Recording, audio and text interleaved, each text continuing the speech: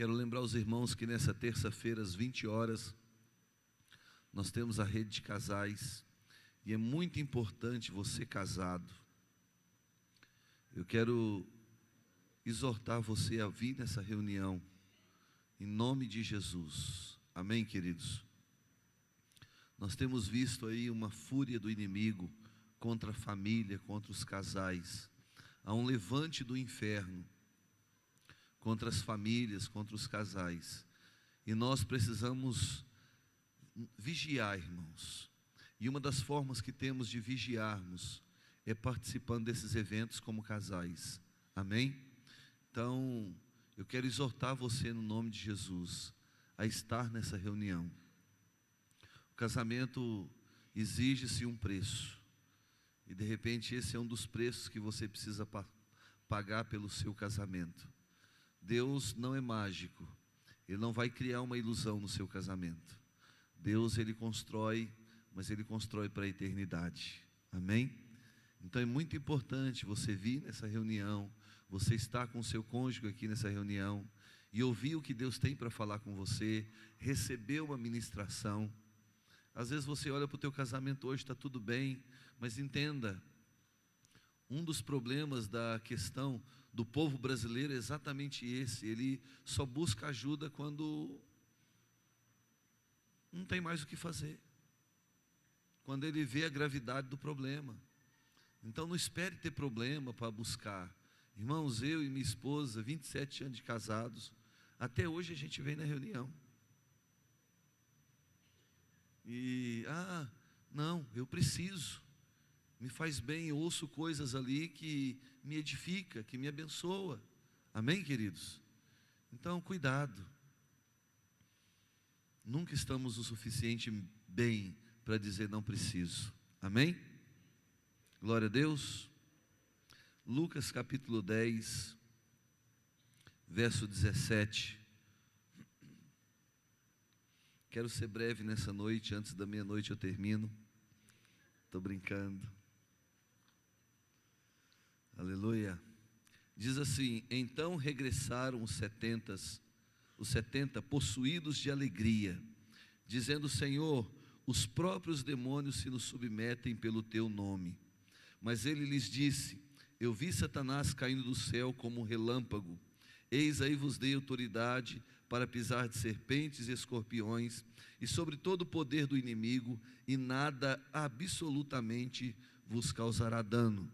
Não obstante, alegrai-vos, não porque os espíritos se vos submetem, e sim porque os vossos nomes estão arrolados nos céus. Outra tradução diz: no livro da vida. Amém, irmãos? Pergunte para a pessoa que está ao teu lado: o teu nome? Pergunta, irmãos, fala para ele: o teu nome, ele está escrito no livro da vida? Sim ou não? Então por que essa cara de preocupação? Jesus disse que é para nós ficarmos o quê? Alegres.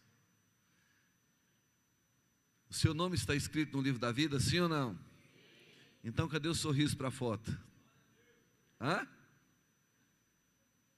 Alegrai-vos, não porque os demônios nos submetem, mas sim porque o vosso nome está escrito. Irmãos, que notícia maravilhosa que Jesus deu para aqueles discípulos. Eles voltaram todo alegre de um propósito que Deus havia enviado eles. Eles voltaram todo alegres de uma missão que Jesus tinha dado a eles, e contando: olha, os demônios nos submetem pelo teu nome. Todo alegre, né? Mas Jesus fala: olha, alegrai-vos, não porque os demônios estão submetendo vocês, mas porque os nomes de vocês estão escritos no livro da vida, ou estão escritos nos céus. Que notícia maravilhosa, irmãos. Amém? É saber, aqueles homens, eles foram impactados com essa notícia. Puxa vida, o meu nome está escrito no livro da vida. Seu nome está escrito no livro da vida? Amém? Mas olha, eu quero chamar a atenção sua pelo versículo 1, no versículo 17, que diz assim: Então regressaram os 70, possuídos de alegria. Olha como esses homens voltaram. Eles regressaram, eles voltaram. O Senhor Jesus havia dado uma missão ali em Lucas capítulo 10, verso 2. Jesus havia enviado eles de 2 em 2 para pregar o evangelho, para encontrar os filhos da paz. E depois de algum tempo, esses homens então voltam. Mas de que maneira eles voltaram? A Bíblia diz que eles voltaram possuídos de alegria. Olha que palavra forte, irmãos. Possuído. Você já se imaginou possuído de alegria? Quem aqui já viu alguém possuído de raiva? Quem aqui já viu? Quem aqui já viu alguém possuído de ódio? Quem aqui já viu alguém possuído de inveja? Pastor, como é que é uma pessoa possuída de inveja? O bicho seca até pimenteira, irmãos. Até aquela planta comigo ninguém pode, não pode com o cara possuído de inveja. É alguém possuído de inveja. Quem já viu aqui, essa semana eu tive uma notícia triste de uma pessoa possuída de ódio. Eu estava ministrando esse final de semana agora, sexta e sábado em Cornélio, Paraná. E esse mês passado aconteceu um homicídio lá, um assassinato. Uma pessoa, vizinho, briga de vizinho, vizinho brigando com o outro. E o outro possuído de ódio, irmãos. Ele deu um golpe de facada na pessoa, a pessoa caiu de bruços. E ele montou em cima dessa pessoa e deu 40 golpes de faca nessa pessoa. E como se não bastasse, ele puxou a cabeça dela e cortou o pescoço. Isso é uma pessoa possuída de ódio e de tudo mais que não presta, né? Então, nós temos visto por aí muitas pessoas possuídas de inveja, possuída de tristeza, possuída de amargura, possuída de raiva, né? E possuída de serviço. Tem gente que é possuída de trabalho, é possuída de serviço, nunca tem tempo. Mas aqui, esses homens, eles foram possuídos de algo que nos surpreende, que surpreenderam eles. Eles voltaram naturalmente de uma missão que o Senhor tinha dado a eles, mas possuídos de alegria. Eu queria que você nessa noite se imaginasse Deus enchendo você a ponto de todo o seu ser tomado dessa alegria. Que maravilha, irmãos. O grande problema é que o que nós fazemos nos faz ser possuídos, não de alegria, mas de outras coisas. Olhe para a pessoa que está do teu lado e pergunta para ela: o que você faz? Fala, gente, fala o que você faz, ou o que você tem feito você ser possuído do quê?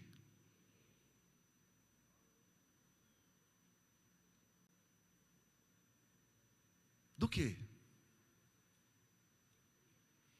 Se você analisar esse texto, por que que esses homens foram possuídos de alegria? Por quê?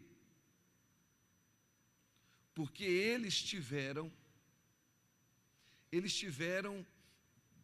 a sensatez, eles tiveram a obediência, eles tiveram o capricho de obedecer uma ordenança do Senhor. Eles, olha lá, volta ali em Lucas capítulo 10, verso 2. Diz assim, verso 1. Depois disso o Senhor designou outros 70 e os enviou de 2 em 2 para que precedessem cada cidade e lugar aonde ele estava para ir.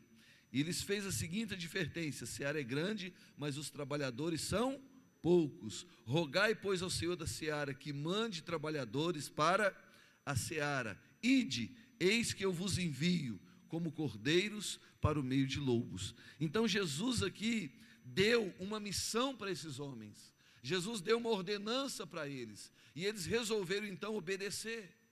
Eles resolveram então atender o mandato do Senhor, e eles foram fazer o que o Senhor havia ordenado para que eles fizessem. E aqui no versículo 17, nós temos o resultado, quando esses homens voltam com um relatório para o Senhor. Mas o relatório que eles tinham estava visível no rosto daqueles homens, na vida daqueles homens. Eles estavam possuídos de algo tremendo na vida deles, que era de alegria. Eu fico imaginando 70 homens possuídos de alegria, irmãos. Que festa! Eles voltou e naquela volta houve uma grande festa. Porque não tem como alguém ou 70 pessoas possuídas de alegria voltar com aquela cara de tristeza, voltar com aquela cara de cansado. Não tem como. Esses homens voltaram possuídos de alegria. Eu quero declarar aqui para você que está obedecendo o Senhor, você que tem o coração em Deus, você será uma pessoa possuída de alegria em nome de Jesus. Amém? Todas as vezes que você decidir colocar o mandamento do Senhor em prática, seja em que área da sua vida for, o Senhor vai fazer com que você fique possuído de alegria em nome de Jesus. Amém? Amém, irmãos? É o que vai acontecer, por exemplo, todos nós abraçando essa causa da Camilinha, e quando nós começarmos a ver os resultados, todos nós ficaremos possuídos de alegria em nome de Jesus. Amém, irmãos? Porque isso é plano de Deus, e isso é o que o Senhor nos dá como retorno. Amém, queridos? Então isso é o que vai acontecer em nome de Jesus. O grande problema é que muitas vezes nós ficamos paralisados. Quando o Senhor nos dá uma direção, quando o Senhor nos dá uma ordem, quando o Senhor nos pede para fazer algo, nós ficamos paralisados pela timidez, pelo medo, por achar que não somos capazes, por achar muitas vezes que não temos tempo, por analisar mais as complexidades do que Deus pediu do que os benefícios.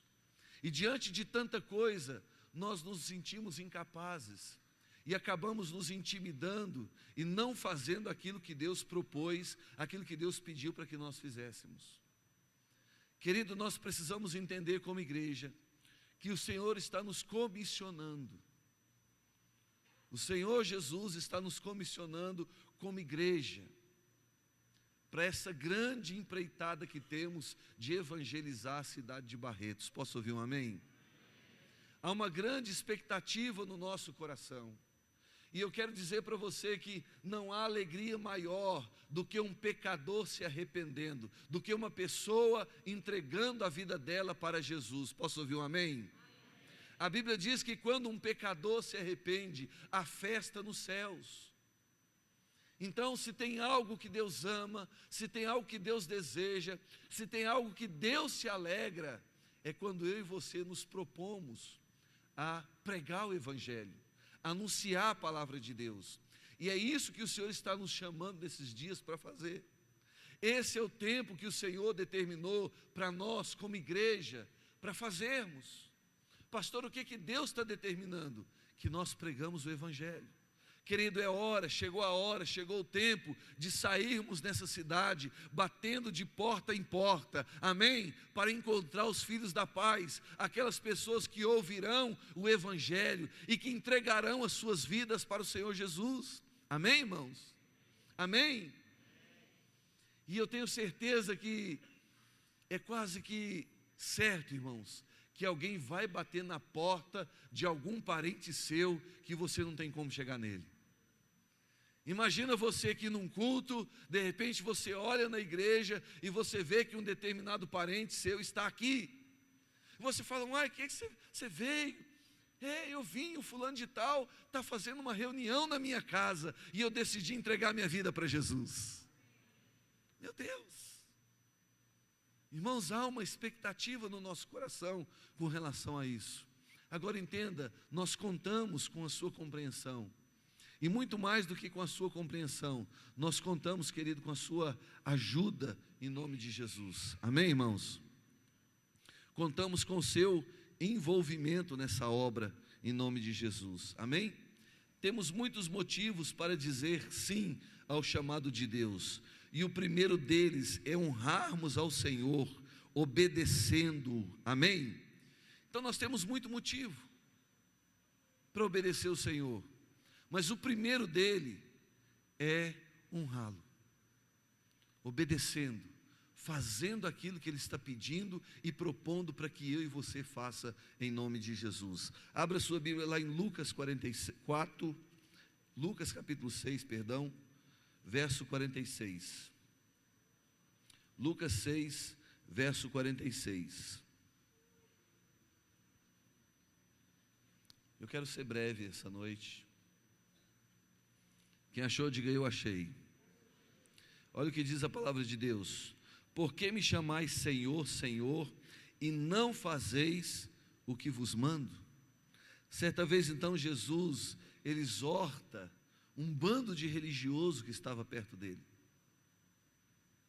Por que as pessoas estão chamando ele de Senhor, se não lhe obedecem? Então, de que forma que eu posso honrar a Deus? Obedecendo o Senhor. Como eu honro a Deus, pastor? Obedecendo Ele, fazendo o que Ele está mandando eu e você fazer. Eu tenho percebido que, à medida que as pessoas vêm para a igreja, e o começo da fé dela, tudo é novidade, tudo é gostoso, tudo é diferente, tudo é lindo, maravilhoso. Ela está experimentando a manifestação de Deus na vida dela, Deus está consertando a vida dela, Deus está restaurando áreas da vida dela, isso é muito bom. Só que chega um momento na vida do cristão que está tudo certo. Aí é onde a grande maioria dos crentes, eles entram numa monotonia. E a vida cristã, ela começa a parecer não ter sentido. E sabe por que isso acontece? Porque nós não nos tornamos uma árvore frutífera. Nós não geramos vida, nós não ganhamos pessoas para Jesus. E isso torna a nossa vida, querido, sem sabor. Então nós precisamos entender que quando Jesus resgatou você, Ele estava pensando numa multidão que viria através de você. Essa é a hora que você diz amém. Amém, queridos? Diga, quando Jesus me resgatou, Ele estava pensando na multidão que viria através da minha vida. Amém, queridos? Entenda, às vezes você não entende por que o diabo resiste tanto à sua vida. Às vezes você não entende porque tudo para você é mais difícil, é mais complicado. Ou às vezes você tem feito essa pergunta: por que tudo para mim é mais difícil? Por que tudo para mim é mais complicado? Sabe por quê, querido? É porque o diabo sabe que quando você se posicionar e assumir o seu papel e decidir obedecer a Deus, virá uma multidão de pessoas para se entregar a Jesus Cristo. Amém, irmãos? E de que forma ele consegue fazer com que você não cumpra o teu chamado? Te paralisando, gerando no teu coração um sentimento de incapacidade, gerando no teu coração um sentimento de incredulidade, gerando no teu coração um sentimento enganoso de que isso não é para mim. Isso é tudo mentira do diabo. Muitas vezes o diabo tenta enganar você dizendo que você não pode, que você não consegue. Às vezes o diabo engana as pessoas, enchendo elas de problemas, de situações, e você fica preso nessa rede que o diabo criou para impedir você de ser uma árvore frutífera. O diabo criou uma série de situações, mentindo para você, dizendo que você tem problemas demais para ajudar as pessoas. Mas isso é um engano, isso é uma mentira. Você quer ver os problemas acabarem? Comece a ajudar alguém. Comece a ajudar alguém. Se propõe a pregar o evangelho para alguém. Você vai ver como os problemas vão acabar. Porque a palavra de Deus diz que é dando que se recebe. É dando que se recebe. É dando que se recebe. Você precisa de paz? Leva a paz para alguém. Leva o evangelho de Deus para alguém. E você vai ver como Deus vai encher o teu coração de paz, em nome de Jesus. Amém, queridos? Outra coisa interessante, a alegria da conquista vale o preço do desafio. Amém, irmãos? Querido, não tem dinheiro nenhum que pague o fato de você olhar para alguém aqui na igreja e saber que você foi o canal para trazer essa pessoa até Jesus. É ou não é?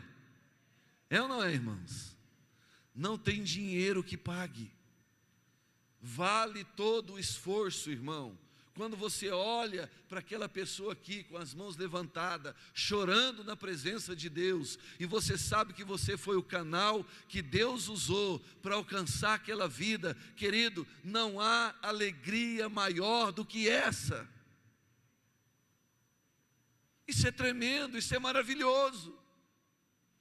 E se você ainda não experimentou isso, eu quero declarar que você vai experimentar em nome de Jesus. Amém? E vai começar lá na tua casa, vai começar na tua parentela, vai começar nos teus vizinhos, vai começar nos teus amigos. Eles virão. Em nome de Jesus. Eles estarão aqui junto com você. Diga alegria de ver alguém se entregando a Jesus. Querido, a tarefa não é fácil. Nós sabemos que essa empreitada que o Senhor está nos confiando, de estabelecer as casas de paz, que será por 8 semanas, sabemos que não é fácil. Sabemos que pessoas dirão não. Sabemos que pessoas se levantarão contra. Sabemos de tudo isso. Sabemos que muitos fecharão as portas, mas nós sabemos também que muitos abrirão com muita alegria e com muita esperança as portas para os mensageiros da paz. Amém, irmãos? Sabemos disso. Quantas famílias nesse exato momento está precisando de uma palavra? Quantas famílias nesse exato momento está precisando de uma oração? Quantas famílias nesse momento está precisando de um abraço amigo, de alguém para sentar com eles e ouvi-los? Diga: esse papel é meu. Todo mundo diga: esse papel é meu. Eu sou o mensageiro da paz. Amém, queridos? Você vai levar essa paz.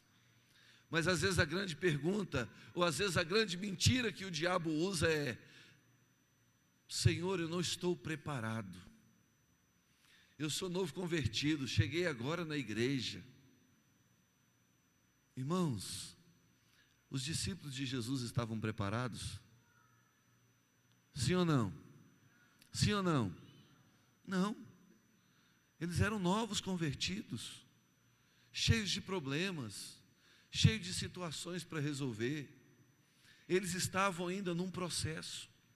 E detalhe, nem batizados com o Espírito Santo ainda eles eram, nem cheios do Espírito Santo eles eram ainda. Mas Jesus chama eles: vem cá, eu quero que vocês tenham uma experiência agora. Eu quero que vocês experimentem algo que vai mudar a vida de vocês, que vai mudar a forma de vocês pensar, que vai mudar, que vai ser um marco na vida de vocês. Vem cá. Jesus chamou 70 para ele e falou: agora vocês vão ter a experiência da vida de vocês. Fato é que no versículo 17 eles voltam possuídos de alegria. Irmãos, você precisa ter essa experiência. Você precisa ter essa experiência. Você precisa se tornar um mensageiro da paz. Pastor, eu quero abrir uma casa de paz. Como é que eu faço? Me procure.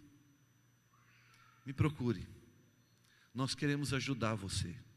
Procure a mim, procure os pastores. Nós vamos ajudar você. Em nome de Jesus. Amém, irmãos? Amém? Mas chegou a sua hora. Entenda, você não irá sozinho. Sempre de 2 em 2. Amém? Quando você serve pelo prazer de servir, a sua vida tem um poder sobrenatural. Posso ouvir um amém? Olha o que diz Neemias. Abra sua Bíblia lá em Neemias. Oi?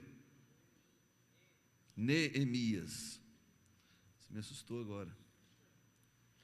Neemias.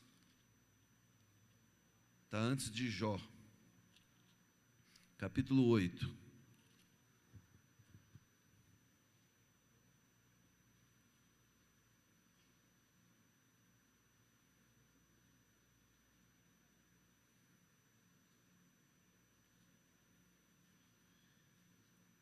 A parte B, colocou aqui não? Parte B, que diz assim, ó, porque a alegria do Senhor é a vossa força, porque, não falei o versículo 8:10, parte B, Neemias 8:10, parte B, porque a alegria do Senhor é a vossa força, diga bem forte comigo, a alegria do Senhor. 399 não falou, vamos lá, alegria do Senhor, faz assim comigo, é a minha força. Amém, irmãos? Quando Deus se alegra, você se torna forte. Quando Deus se alegra, você se torna forte, em nome de Jesus. Amém, irmãos? Outra coisa que nós aprendemos com isso, o próprio Jesus suportou a cruz em troca de uma alegria que estava proposta. Ou seja, o Senhor Jesus fez uma escolha, para que eu e você pudéssemos ter essa alegria. Jesus trocou a alegria pela cruz. Diga, para que eu pudesse ter alegria, Jesus trocou a sua alegria pela cruz, a minha cruz. Amém, irmãos? Foi isso que Jesus fez. Então nós temos que servir o Senhor pelo prazer simplesmente de servir. Nós precisamos ter alegria nesse chamado, precisamos ter alegria como mensageiros, ou seja, não podemos fazer isso, irmãos, como fardo, não podemos fazer isso porque estão me impondo, ou estão impondo para que eu faça, não, nós precisamos entender o chamado de Deus, e nos propor fazer com alegria,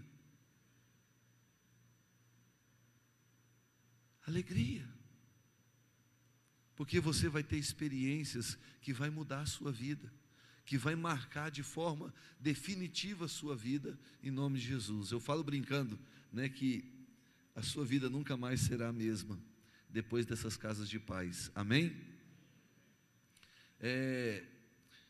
Em primeiro lugar, porque a colheita traz em si um sentimento de realização. Diga colheita, todo mundo, a colheita traz em si um sentimento de realização. Salmo 126, olha lá. Salmo 126, verso 6.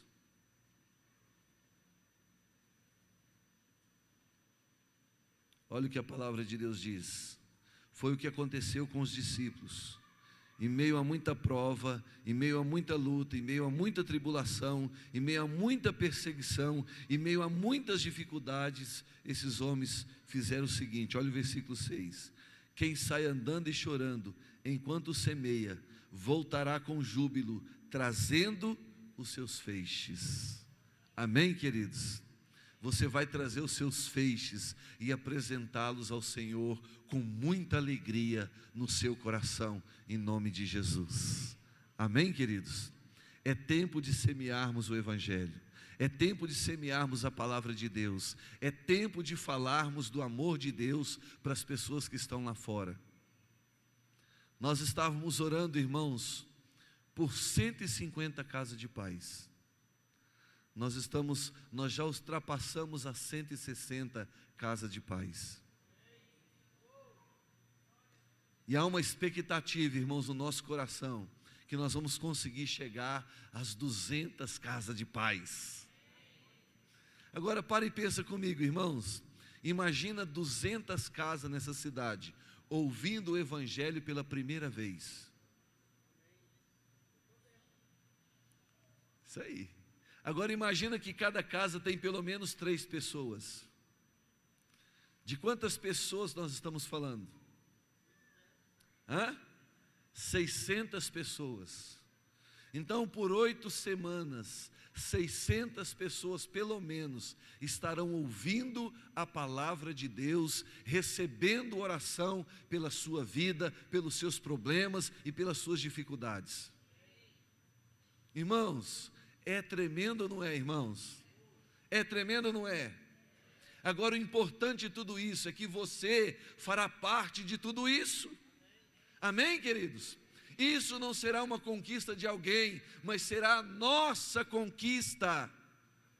E nós vamos voltar nesse dia aqui, possuídos de alegria, não porque os demônios nos submetem, mas porque os nossos nomes estão rolados na vida, e mais, porque eu ajudei alguém a ter o nome também arrolado no livro da vida.